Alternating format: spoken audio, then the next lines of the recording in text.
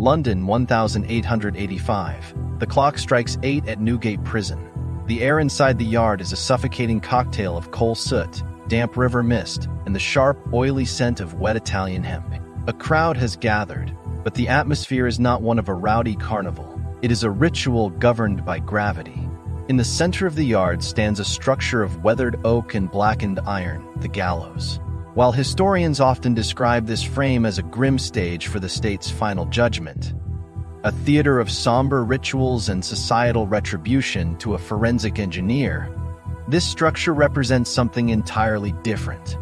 It is a variable load testing machine. It is a precision instrument designed for a singular, brutal, and repeatable mechanical output. For centuries, the short drop method, where the prisoner fell only a few inches, turned executions into gruesome, inefficient ordeals of slow mechanical asphyxiation. It was an engineering failure where death was the byproduct of a clumsy struggle. It wasn't until the Victorian era that the methodology shifted toward the long drop, a calculated attempt to turn the act of ending a life into an exercise in absolute physical precision. This transition marked a move from primitive cruelty to a grim, calculated reliance on the cold, hard laws of classical mechanics. However, this supposed precision rests on a razor-thin margin of error. A miscalculation of just 5 centimeters in the drop height is the literal difference between an instantaneous neural shutdown and 20 minutes of agonizing biological failure. Before we begin our clinical dissection of the mechanics of human collapse, if you are the kind of viewer who seeks to understand the how and the why behind history's darkest moments with surgical, scientific precision, you belong here. Subscribe to DaVinci Explains. Here, we transform visceral horror into rigorous evidence and atmospheric storytelling.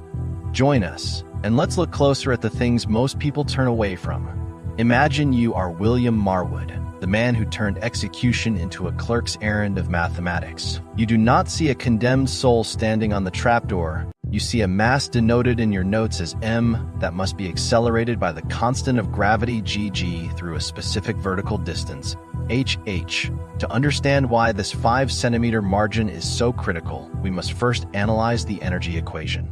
The kinetic energy generated by a falling mass is defined by the product of mass, gravity, and height, kamaka. But here is the part that the history books ignore. The energy does not simply disappear when the rope reaches its full length. It must be transferred. In a perfect execution, the executioner's primary objective was to ensure this kinetic energy was transmitted precisely into the cervical spine, targeting the delicate mechanical junction between the atlas CC1 and the axis C2 vertebrae. Let's observe the biology through the lens of a structural failure. The axis possesses a unique tooth-like bony projection called the Odontoid process. It is the pivot point that allows the human head its range of motion. In a successful long drop, the rope acts as a sudden, violent mechanical brake. The inertia of the body continues its downward trajectory while the head is snapped upward and back with full force. This generates a force often exceeding 200 newtons, enough to trigger what is clinically known as the hangman's fracture. This is a bilateral fracture of the pars interarticularis of the C2 vertebra. When this mechanical stop occurs, the odontoid process is forced directly into the brainstem, effectively unplugging the biological connection before the victim's nervous system can even register a single pulse of pain.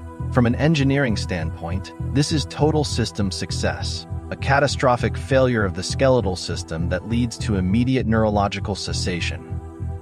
But physics is a tedious mistress. She does not forgive the slightest deviation in the math. What happens when the physics fail?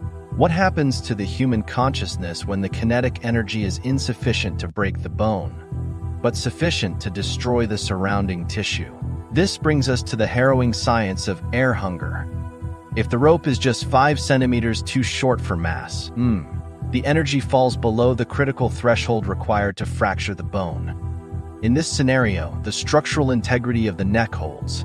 The force is instead absorbed by the surrounding soft tissues, the larynx, the trachea, and the complex vascular system. Imagine the body's reaction. The carotid arteries, which supply oxygenated blood to the brain, are compressed but often remain partially patent. This means the brain stays awake. It remains a conscious observer to its own slow suffocation. The science of the end is a complex tapestry of biological failure and physical constants. If you value explanations that do not shy away from the technical truth, help us reach more curious minds. Hit the like button and share this autopsy of history. Help DaVinci Explains continue to dissect the reality beneath the myth. Tell us in the comments which physical phenomenon you want to see deconstructed in the next episode. As the air supply is mechanically shut off, the level of carbon dioxide in the blood hypercapnia spikes. This triggers the mammalian gasp reflex, a desperate involuntary struggle for oxygen that can last for up to 20 minutes. The victim remains conscious while their air supply is mechanically choked, leading to a state of profound nociceptive trauma where the heart continues to beat, fueled by residual oxygen, while the brain screams for a breath that cannot come. This is the cost of a 5 centimeters deficit. Conversely, we must consider the opposite failure, the overcalculation of force. If the rope is 5 centimeters too long, the energy generated by the fall exceeds the tensile limit of the cervical ligaments and the musculature. Every biological material has an ultimate tensile strength, the maximum stress it can withstand before failing. Human skin and muscle are remarkably resilient, but they are no match for a sudden surge of kinetic energy that exceeds the limits of molecular cohesion. In this scenario of excess, the material simply gives up. The result is the complete physical separation of the head from the torso, a traumatic decapitation that was the Victorian executioner's greatest professional nightmare. It wasn't just a matter of gore, it represented a gross failure in energy management. To prevent this, executioners had to account for Young's modulus, the measure of the rope's elasticity and stiffness. Not all ropes are created equal. Each length of hemp possesses a unique stretch coefficient based on factors as volatile as the morning humidity, the diameter of the fibers, and the material composition.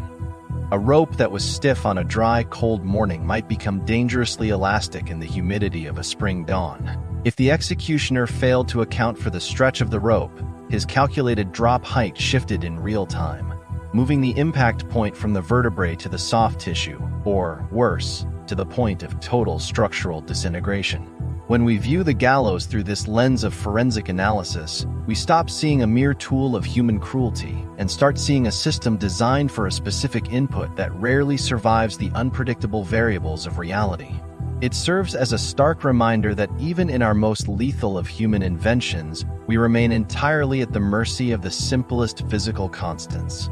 Death, in the final analysis of the gallows, is not a moral verdict. It is the inevitable result of a miscalculated equation. We are biological systems governed by mass, velocity, and material limits. When the physics of the world misalign with our biological architecture, the failure is absolute. There is no drama in gravity, there is only the fulfillment of a mathematical promise. The victim's suffering was never the intended goal of the Victorian engineer. The suffering was merely the noise of a machine operating outside its technical tolerance. In the silence that follows the trapdoor's bang, science finds no justice. It finds only thermodynamic equilibrium. The transition from a who to a what is not a sudden snap, but a terrifyingly slow slide down the slope of entropy. The truth is rarely comfortable, but it is always necessary. If you followed this technical journey to the end, you are part of a community that values depth over sensationalist drama. Subscribe to DaVinci Explains, turn on notifications, and don't miss our next autopsy of history. What other instrument of the past should we dissect? Let us know in the comments. Thank you for watching. Keep your mind sharp and keep the physics on your side.